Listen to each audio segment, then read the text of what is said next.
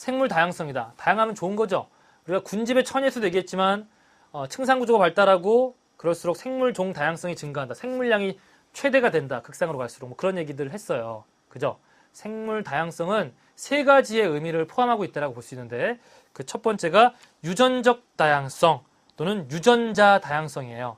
그 하나하나를 좀 제가 좀 정리를 했습니다. 그거 보시면서 여러분 교재에 필요한 내용이 있으면 조금 더 추가로 적어 두시면 되겠어요. 자, 볼게요. 유전자가 다양하다 이런 얘기입니다. 그죠?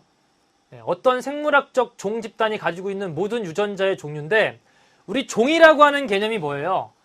교배를 통해서 자손을 낳았는데 그 자손이 생식 능력을 가져야 그 어버이 두 개체가 같은 종이다라고 이야기를 합니다. 아시겠죠? 그죠? 서로 자유롭게 교배해가지고 자손을 낳는데 그 자손이 생식 능력을 갖출 때 우리는 동종이다라고 얘기를 해요. 그래서 같은 종, 같은 사람을 생각해 보세요. 같은 사람, 종 집단이 가지고 있는 모든 유전자의 종류가 어때요? 얼마나 다양할까요? 그죠? 저랑 똑같이 생긴 사람 없죠? 제가 좀 재밌는 얘기 할까요? 제가 이게 뭐 이렇게 메이크업을 하잖아요. 메이크업을 하면요. 얼굴이 조금 제 평소보다 좀 하얘져요. 그래서 그런지 후기에 어떤 친구가 이렇게 올렸어요. 뉴문인가요? 트와일라이트? 거기에 이제 에드워드? 예. 지금 뭐 비슷하다고 하시는 친구들이 있는 것 같은데. 뱀파이어 같아요, 제가? 아무튼, 얼굴이 하얘서 저한테 그러는데. 이거 저처럼 생긴 사람 없잖아요. 그죠? 예, 저처럼 생긴 뱀파이어 없잖아요. 아무튼, 그래서 굉장히 다양하다라는 거죠. 유전자의 종류가 다양하다라는 거고요. 그 다음에, 같은 종이라도 모양, 크기, 색깔 등이 굉장히 다르다라는 거. 인정하시죠? 인정하고 넘어가시면 돼요. 같은 종이라도 다양하다. 그래서 이러한 유전적 다양성이 높은 게 어떠한 장점이 있을까? 종족 보존 가능성이 높다. 어떠한 환경 변화에 똑같다면 그 환경 변화에 취약한 생물이라면 모두 다 죽겠죠. 그렇지만 유전자가 다양하다 보니까 그 환경에 적응해가지고 살아남을 수 있다는 얘기죠. 그죠? 그렇기 때문에 종족 보존 가능성이 높다라는 얘기를 할 수 있겠고요.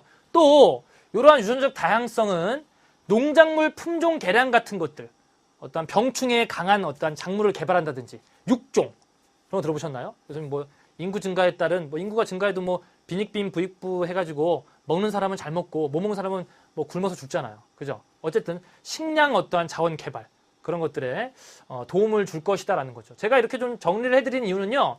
여러분 이게 또 어디에도 좀 도움이 되실 것 같냐면 논술, 그죠? 예, 교과서는 논술의 가장 기본서 아닙니까? 이거 선생님들이 그냥 여러분들한테 그냥 뭐 교훈적으로 하는 얘기가 아닙니다. 반드시 여러분들 교과서를 중심으로 논술 준비하셔야 돼요. 그래서 이번에 새롭게 들어있는 유전적 다양성이라든지 이 생물 다양성 파트는 논술에 분명히 녹여낼 수 있는 소재고요. 그러니까 여러분들이 이렇게 좀 정리를 해두시면 여러분이 좀 쓸 수 있는 거리가 있을 것 같아서 제가 좀 이렇게 좀 정리를 해드렸습니다. 자, 그렇게 해서 유전적 다양성에 대한 얘기를 좀 이렇게 했고요. 그 다음에 두 번째, 생물종 다양성입니다. 제가 이제 종 다양성이라고 표현하는데 여러 교재에 이제 이렇게 표현해 놨길래 제가 생물종 다양성으로 좀 바꿔봤어요. 여러분들 이렇게 좀 확인해 주시죠. 한 지역 내의 종의 다양한 정도, 가장 일반적인 생물 다양성을 얘기할 때 종 다양성을 우리가 생각하지 않습니까? 그죠? 한 지역 내의 종의 다양한 정도. 이게 이제 종 다양성이다. 자, 요 두 번째 요게 이제 포인트예요. 자, 포인트 잡으시고 수능 문제는 여기에 포인트를 가지고 출제할 것이다. 종의 수가 많을수록 분포 비율이 고를수록 종 다양성이 높다. 우리 학생들이 이건 다 알아요. 종의 수가 많은 거는 다 확인할 수 있죠. 종이 많으니까 종 다양성이 커. 근데 종의 수가 같아요. 가령 예를 들어 볼까요? 자, 동그란 종, 네모종, 세모종, 그 다음에 별종. 예. 이렇게 네 가지 종이잖아요. 종이. 이렇게 있다고 하고요. 또 하나는 얘는 하나 있고요. 자, 이거 A지역이에요. A지역. 요거 이제 A지역. 가지역이라고 할까요? 우리말 써서 가지역. 그다음 나지역을 보시면 얘는 하나. 얘는 6개. 넷, 다섯, 6개. 얘는 또 2개. 얘는 또 3개. 이런 식으로 있어요. 자, 이럴 때 어때요?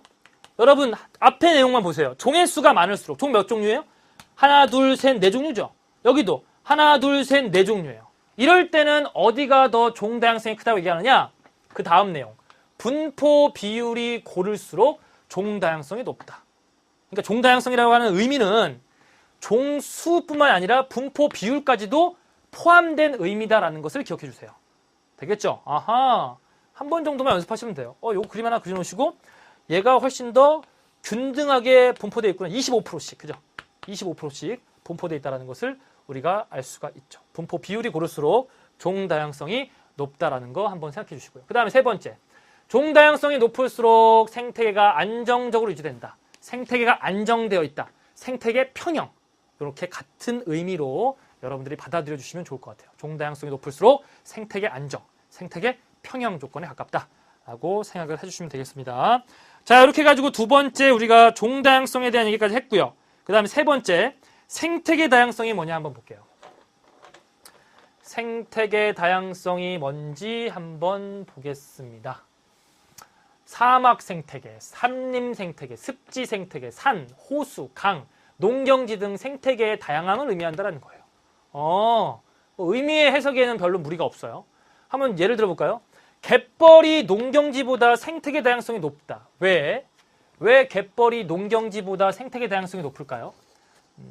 두 개의 생태계가 인접한 지역은요. 그 두 지역에 있는 모든 자원들을 이용할 수가 있어요. 그래서 생태계 다양성이 증가한다. 종다양성이 증가해서 생태계 다양성이 증가한다고 봅니다. 갯벌은 여러분들 어떤 생태계가 공존합니까? 여러분 갯벌 한 번도 안 가본 친구들 있을까요? 예, 아무리 도심 지역에 살다도 한 번 정도 가봤죠? 육상 생태계와 해양 생태계가 공존하고 있잖아요. 그래서 그 두 지역에 있는 육상 생태계와 해양 생태계가 공존되어 있기 때문에 그 두 지역에 있는 자원들을 이용해 가지고 생물종들이 훨씬 더 다양해질 수 있고요. 그로 인해 생태계 다양성이 크다라고 이야기를 할 수 있다는 거죠.